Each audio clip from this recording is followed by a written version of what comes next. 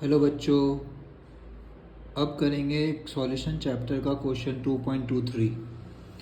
इसमें अपने को फोर्सेस बताना है और ये टाइप ऑफ फोर्सेस हम लोग गैसियस स्टेट चैप्टर में क्लास 11th में पढ़ते हैं।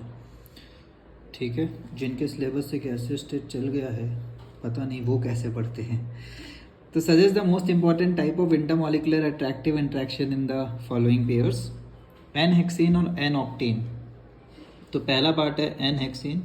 तो देखिए, कार्बन और हाइड्रोजन का दुनिया में कोई भी कंपाउंड है ना, वो भाई साहब होता है एकदम नीरस। नीरस मतलब नॉन पोलर, कोई तरह का कोई भी चार्ज नहीं हो सकता।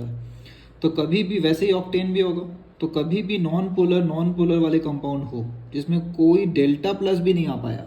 एटलीस्ट ऑर्गेनिक के कुछ कंपाउंड्स में डेल्टा प्लस माइनस तो आता है, उनको पोलर बोलते थे।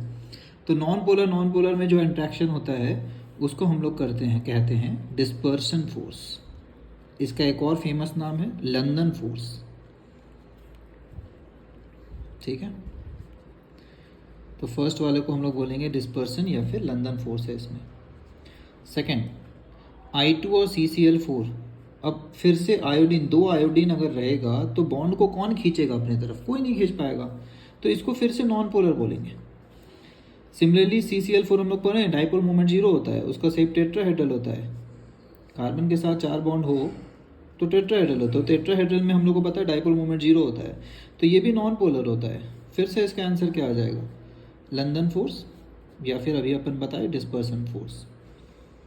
3 नंबर NaClO4। अब कहीं पे भी मेटल दिख जाए ना तो डाउट हो जाना चाहिए, भाई साहब मेटल जो है बहुत खतरनाक चार्जेस लाता है। अब मेटल पे जो चार्ज आता है ना, खासकर ग्रुप 1 और 2 वाले मेटल पे 99% केसेस में वो पूरा ही चार्ज होता है। पूरा चार्ज जब होता है तो बोलते हैं आयंस बन गया है ना। आधा अधूरा चार्ज होता है तो बोलते हैं डाइपोल बना है।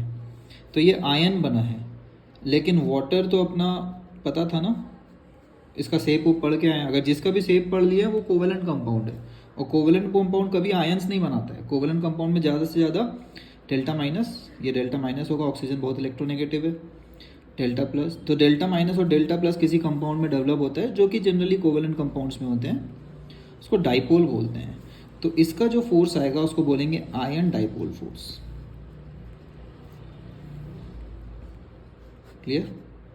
This is ion dipole force.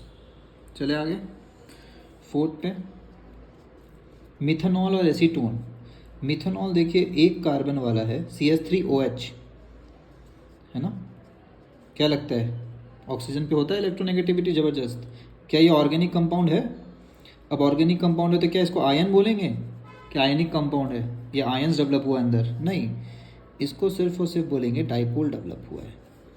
वैसे ही इसका पड़ोसी एसीटोन, एसीटोन मतलब मिनिमम कीटोन, 3 कार्बन वाला। क्या फिर से डेल्टा माइनस आएगा?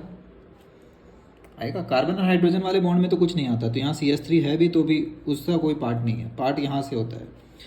तो क्या ये इंट्रैक्ट कर सकते हैं? कर सकते हैं बिल्कुल, डेल्टा प्लस डेल्टा माइनस। ये इंट्रैक्शन को अपन क्या बोलते हैं?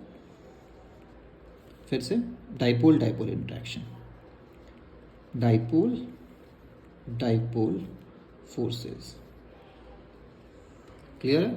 डाइपोल कब हो सकता है? जब ऑर्गेनिक कंपाउंड में ऑक्सीजन दिख जाए ना, समझना कुछ चार्ज उस तो आने वाला है। ऑक्सीजन का इलेक्ट्रोनेगेटिविटी बहुत तगड़ा होता है, तो अपना जो चार्ज आता है उसको अपन आयनिक कंपाउंड तो बोल नहीं सकते क्योंकि कोवेलेंट कंपाउंड है ना। तो ऑर्गेनिक वाले जो होते हैं वो कोवेलेंट कंपाउंड होते हैं, तो अपन बोलते हैं कि ये डाइपोल डाइपोल फोर्स डेवलप किया है। ठीक है, नेक्स्ट चले फिफ्थ वाले पे।